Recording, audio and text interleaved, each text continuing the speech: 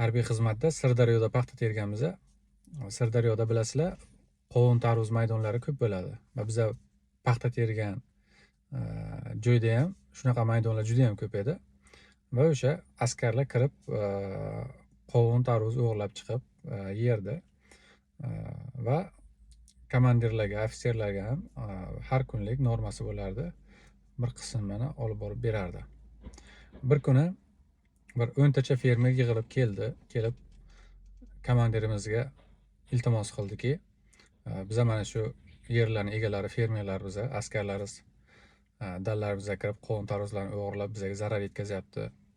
Iltimos biroz ogohlantirib qo'ying, bizning dalamizga kirmasin deb iltimos qilishdi. Haligi komandir ham jahli chiqqanday ko'rsatib, Saflan degan komandani berdi. Xuddiki bundan bexabar bo'lgan, endi fermerlardan eshitib bilyapti. Hammamiz saflandik, 200 ta askar. Komandir vajohat bilan boshlab, mana bu odamlar fermer ekan, mana shunaqa shikoyat bilan keldi. Meni xabarim yo'q edi bundan. Ana endi bundan keyin o'zim nazoratga olaman.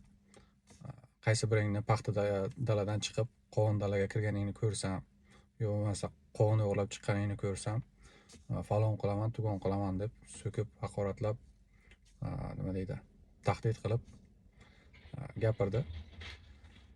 Buni endi vajohatini ko'rgan fermerlar qo'rqib ketdi. Askarlar-ku birlikda bo'lganlar biladi, bunaqa gaplarga o'rganib ketgan. Fermerlar qo'rqib ketdi. Keyin komandirga kelib, rahmat sizga, biz shunchaki bir iltimos bilan keluvdik, ogohlantirib qo'ying deb, rahmat yetadi mana shuncha gap deb ketishdi. Fermerlar ketgandan keyin komandir kelib, nima qilasizlar, nima qo'yasizlar, menga qizig'i yo'q. Lekin obedda mana bu yerda norma bo'lsin. Ya'ni o'sha qovun tarvuzlar kesin dedi. Shu bilan hamma kirib dalaga, kimdir qovun dalaga qarab ketgandi. Mirziyoyevni ham endi inson qadri ulug' bo'ladi deydi-yu, lekin bu yerdan qo'l ostidagilari insonning qadrini itnikidan ham battar xor qiladi. Endi qonun ustuvor bo'ladi deydi, lekin qonunni qo'l ostidagilari dabdalasini chiqarib tashlaydi. Yo bo'lmasam blogerlarni endi orqasidan men o'zim himoya qilaman deydi, bu yoqdan qo'l ostidagilari blogerlarni qamab yuboradi tuhmatlar bilan. Yo jurnalistlar deydi, endi jamoatchilik nazoratini kuchaytiradi. Davlat organlari nazorat qiladi deydi, bu yoqdan davlat organlari jurnalistlarga har xil tahdid bosimlar qiladi. 9 yildan beri har yil chiqib qo'l ostidagi korrupsioner amaldorlarni ogohlantiradi. Oxirgi marta ogohlantiraman, jazo muqarrar bo'ladi. Endi to'g'ri ishlanglar deydi, lekin 9 yildan beri bu korrupsiya tugamaydi.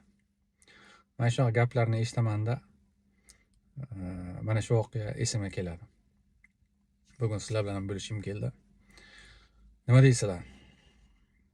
O'xshashlik bormi? Fikrlaringizni kommentariyada qoldiring.